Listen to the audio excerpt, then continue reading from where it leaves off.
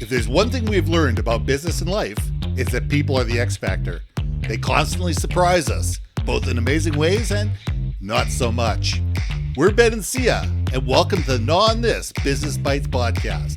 This show is all about real life things we all deal with every day, how they relate to business, and how to make some sense out of our daily chaos. Welcome to the show.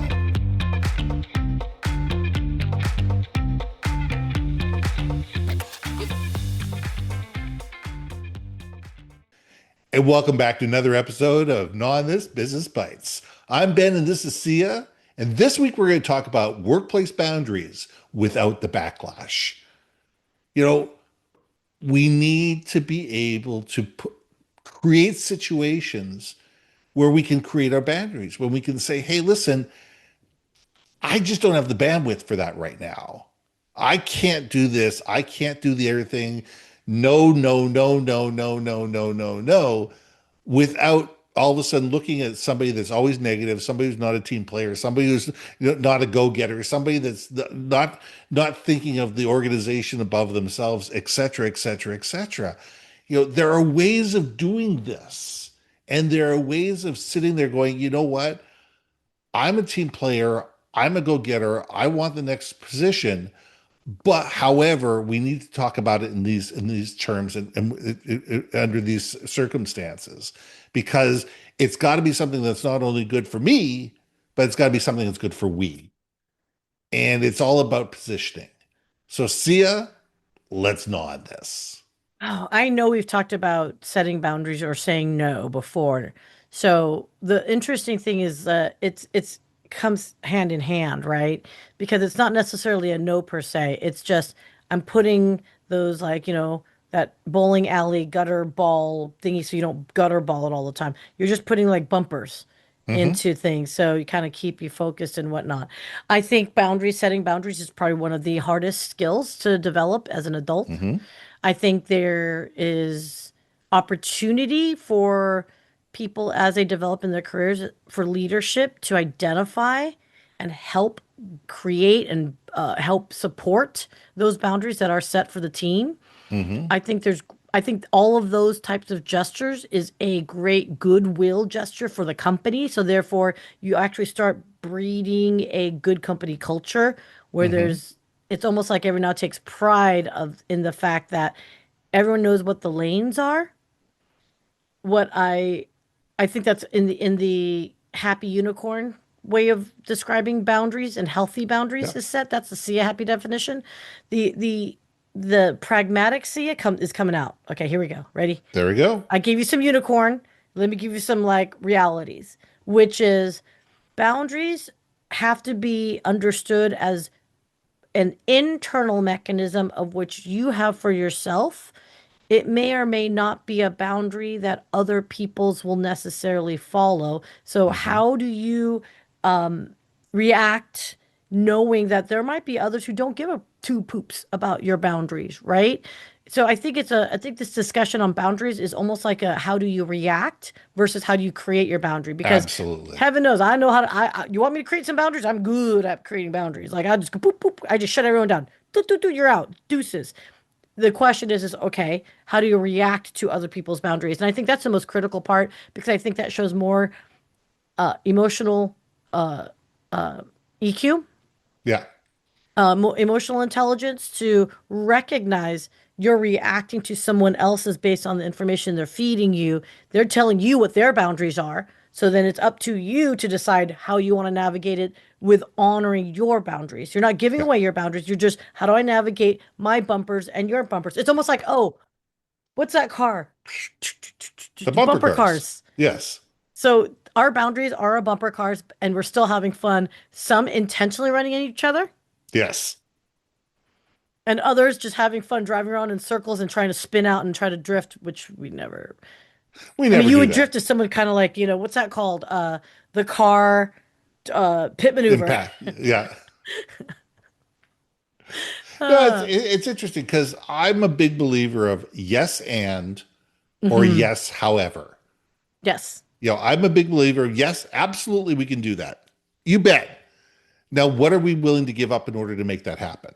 100. And it's amazing to do this.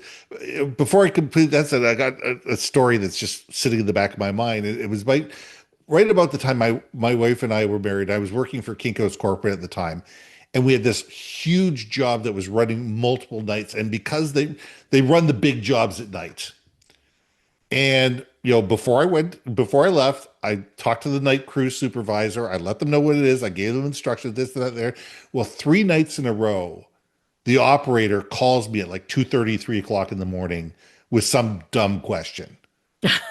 Just like if all they had to do was read the instructions and they would have the answer. On the third night, my wife picks up the phone and goes, "He is not a brain surgeon. Figure it out for yourself," and hung up on him. I love your It wife. it led to some very serious conversations over the next week with the team about boundaries, about systems, about process, about figuring stuff out. The thing is, you got in at 10 o'clock at night. The first thing you need to do is you need to read the docket and make sure you understand everything. If you don't, you can call Ben up to 11. Like if it's seriously wrong, if something is, a major flag, you can call him up to 11. Somebody would have had to have died before you call me at 2:30 in the morning again. Yeah. And these are the answers: yes, and or yes, however. Yes, you can call me. However, here are the stipulations that go with it. Yes, I'm willing to take over that project. However, do we have the do we have the executive buy-in in this project? Do we have the budget? What is the timeline reasonable? Do we have the technical team ready to support this? Are the salespeople ready to move forward with this project, or are they going to be tied up in another project? Yes, however, yes, and you need to be able to set yourself up for success while you're setting people there up for success. And if all of a sudden that adding that one program is going to be the piece of straw that breaks the camel's back, you need to say, yes, absolutely, we can do this. What are the projects we can put on hold or we can give to somebody else in order for me to be able to focus on this? Yeah. And I think that's where, excuse me, we create our boundaries. And that's doing it in a professional way. It's just saying, look, you can have the moon, but you can't have the stars to go with it. If you want the moon, the stars, and the universe to collide all at the same time, it's just not going to happen. Yeah. There's only so much an individual person or an individual team can do. What's your priorities? And I understand these are your priorities, but the vice president told me that these are his priorities. Can you go talk to him directly and just find out which one is the priority? I'll go whichever way you guys want, but you guys figure out amongst the two of you which project is the bigger priority at the moment. You know what's funny about that is it's interesting you mentioned because when you don't have your own boundaries set, right, within yourself, it's amazing how I hate the word contagious it is, like how you spread your lack of knowing your own limitations, Mhm. then you start thrusting it upon others. And that's where I think a lot of workaholics have a negative impact on a team because Hmm. whereas a team that might have been like cohesive, maybe communicate very clearly about, hey, here's what we realistically as humans can do and Yeah, function. And I that's a struggle because there's a lot of people who are work insecure. And I think yeah. I know I 100 my entire career as a sales rep, I was work insecure because I pretty much assumed I had a 90-day contract, even though I was salaried. I pretty much freaking assumed the first day of the quarter was the first day of me walking towards my exit. And you never know until the next, whoop, I made it, whoops, I made it. And I think that Glengarry love, Glen Ross. Do you know that reference? oh yeah, Glengarry Glen. oh yeah. Oh man, yeah, oh man.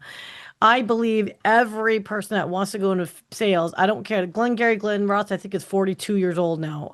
That movie. Easily. It or not 40, maybe 40. Wait, what year is this? It's about 40 years old. 35, 40. Don't Yeah. 35, 30, 30, 30. It's 30. Well, 30. No, it's longer than 30. Doesn't Is matter. Glengarry in 80s or 90s? I thought it was It's 90s. 80s. It's an 80s Is movie. it for sure 80s? For sure 80s movie. At any rate, you know what I was about to say? Yeah, It feels like yesterday. Yeah, no, let's not exactly. talk about that. But yeah, I think you know, again, how you react to boundaries being set for yourself and how you react to other people's, I think is going to be that critical key of ensuring that you yourself are keeping yourself whole. And I Hmm. love the way you say it. Yes, and right. And yes, um, you know, However, however, however, I also however, think it's your team has to consciously say that as a group. It can't just be you. You know what I'm saying? Like it's got to be something where as a leader you facilitate that everyone should be comfortable saying yes and or yes however exactly. versus just one person.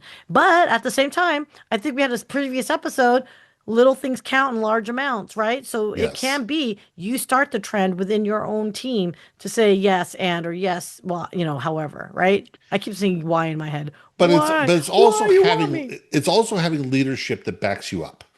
Yes. It's also having leadership that doesn't go off and promise the moon to a customer without checking with you first, and then puts you on the hook for making that happen.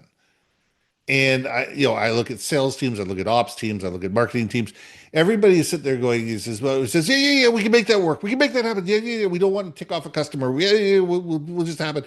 And then somebody's left holding the bag, and it's usually not the person who made the promise to actually physically make that thing happen.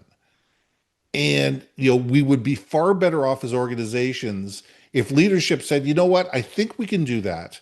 Let me check with the team, find out what's possible and what we're capable of, and make sure we can meet that deadline because I don't want to disappoint you. And let me get back to you later this afternoon. Mm. Does that work? And that's setting up expectations. That's expectations and that's accountability because all of a sudden your team, you say you're involving your team and say, look, here's the problem. This is what they'd like. It says, okay, well, we could do it this way or this way. This way's going to take 10,000 hours. This way's going to take 5,000 hours. We can do the $5,000 one, but here are the problems with doing it the 5,000 hour way. Here's what they get for the 10,000 hour way. Here's where things. Here's what the outcomes are going to be. You decide with the client. We'll go either way, but we can't give you the 10,000 hour project in 5,000 hours. It's just not possible to do. So then you go back to the customer and say, look, here are two options. Here's what we can do. Here's what we can do for you by December 31st. Does that work for you? Does that give you enough to be able that we can move the rest of it into Q1 of the next year? And that's that's client management, that's project management, that's people management. And I think that we need to sit there and look at it and say, instead of just saying yes and then running around with our heads Head cut cut off, off, yeah. trying to figure out how to get stuff done, we sit there and say, do we have, for me, it was the printers on board. Do we have the print? Do we have the printers on board? Do we have the paper people on board? Do we have the envelope manufacturers on board? Do we have the graphic designers on board? Do we have the mail house on board? Do we have the logistics in place?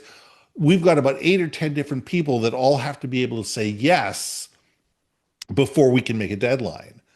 And for me to say yes and then push those 10 people to be able to pull off a miracle, within a strict budget, how often are they going to do it before they say no? You're totally reminding me of like, I'm so like, I left corporate, sir, for a reason. Why are you re-traumatizing me with these conversations? It's funny. I left corporate back in 2017, and I've Right. befriended my clients since then. And it was like we were always like friendly. My clients and I, we just talk and whatever. Because I've never had a persona of a salesperson. How you doing? I couldn't do that, right? Yeah. Although I just did, so but I didn't do it well, clearly. Anyway, one of the really interesting feedbacks I got from one conversation. So this is anecdotal. I'm not saying it's stereotypical, but we were just chatting, and I said, you know what? What makes I go? I was like one of those random thought questions. And I was just asking, I said, we always had a good working relationship. You always told me when my company was screwing up and bad. I mean, there were days when like they're like, dude, I might have to fire your company. Like Right. bad type conversations. And then we also had really great conversations on things. And I just said, hey, can I ask you truthfully, like, could I have performed better as a sales rep? What was it? What was it about our relationship that we're sitting here 5 years on Hmm. after I've left the company and we're still talking and we're still friendly and all that stuff, right? And their answer I thought was really enlightening, which was, A, you were real, you're authentic, you we knew if we knew we overstepped. They're like, Hmm. we're like children, we're always gonna be pushing you guys for whatever we can, but when we pushed it, you stopped. Like you Right. literally, and they're like, and they're like, you don't have a good poker face. I'm like, thank you, thank you. It's called RBF, thank you. But they what they said, which resonates with me, which is whether the situation was good or bad, we were always consistent with each other's communications to say, they're mad at us, and here's the list. And then I Hmm. would reply back with the lists, and I would try to address each one. And quite frankly, some of them were unreasonable. And I remember pushing back saying, hey, look, you're telling us we're failing XYZ here. That's not even our project. That's not even our responsibility. How are we failing this? Oh, well, you guys are like like supporting of this. I go, but we were not part of that installation. So if that particular project is failing, why am I responsible? We weren't even part of it, right? So I go, and I used to say, don't don't be unfair to us. Right. We're being fair to you, and then vice versa. And we would have those conversations. And so, Hmm. yeah, I just like I think with what we're talking about here is